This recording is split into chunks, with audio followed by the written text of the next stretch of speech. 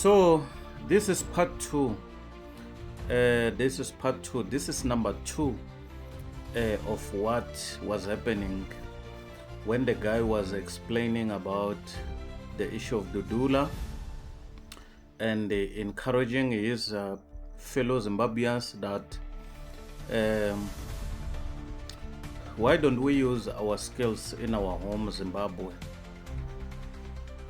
So the old man here was explaining that, do you see it right what Dudula is doing? All right, let's listen. Right where we are here, meaning that you don't see anything wrong that is on what is done by Dudula. Okay, the old man is asking the guy that it means you don't see anything wrong that is done by Dudula operation.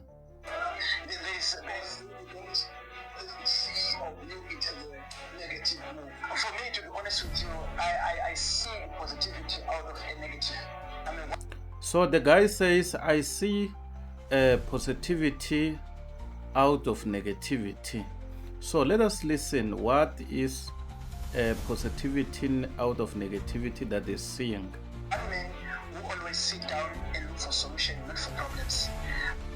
He says that he is a man who is always looking for solution, not a problem. I am one man who sees how can we solve the problem, not how can we marinate the problem. He says he's a man who is looking for ways that how can we solve the problem, not to marinate the problem. And to look like it's okay. You understand? And looking like it's okay. By saying that foreigners should continuously be hiding and seeking South Africa, we are putting our children at risk because they don't have. He says that the fact that we should always hide in South Africa, we are putting our children at risk. So listen to what kind of a risk he's talking about. The future. He's saying that we are putting the future of our kids at risk. Let's be honest, and most of these foreigners who are working here tirelessly, they are being exploited. At the age of 50, like your age. He's saying that the people, those who are working here in South Africa tirelessly, like at the age of 50, until the age of 50. And now he's pointing to the older man that, look at yourself now, at your age, 50. When they go back to Zimbabwe, they're nothing. They're sick. That when you go back to Zimbabwe at your age 50, you've got nothing to show. This is the same as the other video that I've done before, that you go to another country, you work the whole time until 50 years. What have you done to improve your own country? And you know what? When you tell people something like this, they feel offended. My good people, why are you not proud with your own country? You have to go and hide in other countries. They don't have medical aid. They are going to hospitals that there are no chairs, there are no beds. If you're sick today. He's saying that now our children, in their future, and when we become old, like your age, is pointing to the old man. When you go back home at your age 50, when you go to hospital, there is nothing, no beds, no chairs, no nothing, because you have never done anything to improve your country. Then the ones, these Zimbabweans, if you see today, you know what they say? Let's take you home. You understand? You know when they're taking you to that hospital that you were saying is for the 10 million. You understand? And automatically when you're in the bus, you really automatically know that you're going to die because they're sending you to the hospital that we did not discuss. How can we maintain our hospitals? He's saying that when you are in that age, like 50, even when you're going back home, you know that you're going to die because they are taking you to that very same hospital The very same hospital which you know that it has never been improved. And who was supposed to improve it? You yourself. You understand? That's my worry. I'm worried that we can't carry on breeding doctors, nurses, builders, and then we export them to other. He is saying that we cannot continue to make doctors in our country.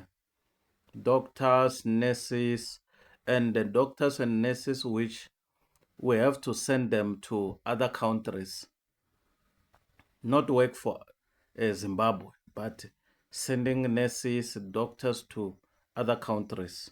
Countries, and we live with no schools in our countries.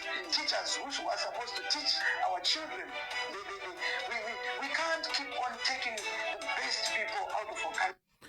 He says that the teachers which were supposed to teach in our schools, the teachers which were supposed to teach in our schools, now we are taking them out. The best teachers, now they are going out to teach in other countries. Instead of being the best in Zimbabwe, teach there in Zimbabwe. To go and become slaves in other countries. My heart, my brother, my heart is saying that how do we maintain our own country as Zimbabweans? And then The guy is saying that how can we maintain our own Zimbabwe?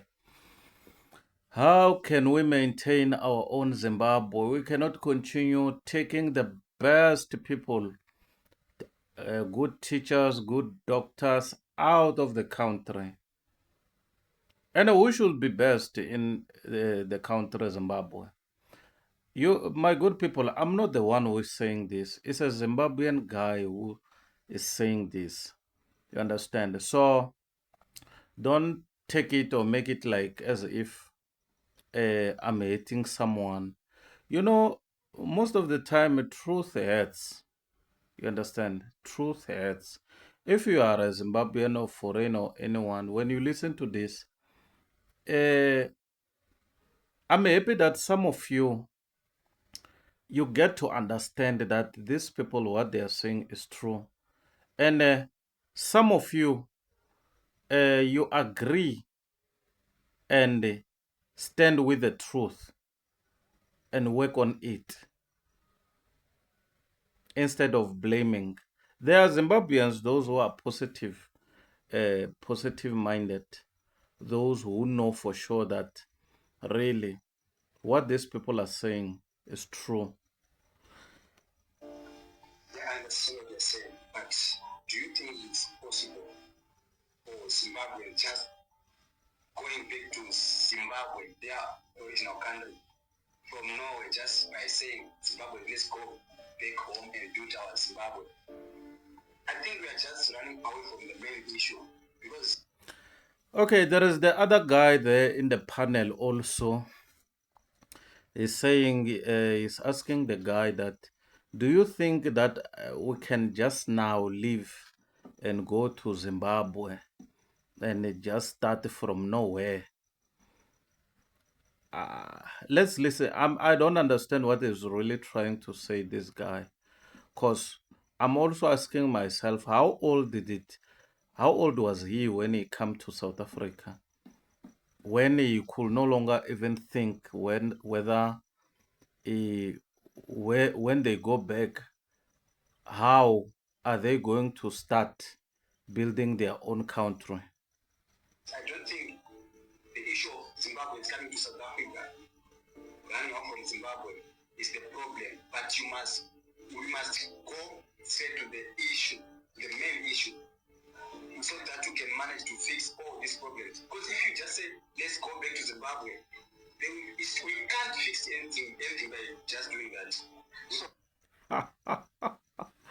The guy is refusing. He says we can't solve anything in Zimbabwe by just going back home. Mm. Let's check part 3, my good people. I'm not yet done. Let's go to part 3 and listen what is going on.